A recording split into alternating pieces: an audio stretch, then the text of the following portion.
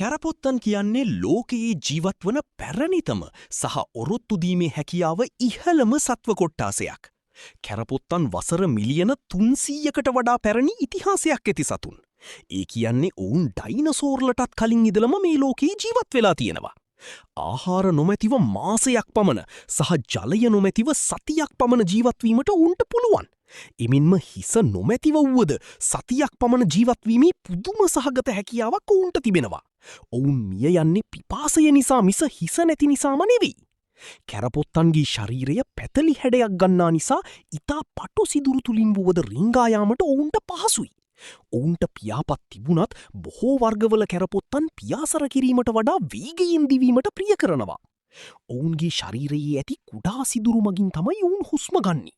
මොවුන් නිශාචර සතුන්. ඒ නිසා දවල් කාලයේ සැඟවී සිට රාත්‍රියේදී ආහාර සෙවීමට පිටට එනවා. කැරපොත්තන් සර්වභක්ෂක සතුන්.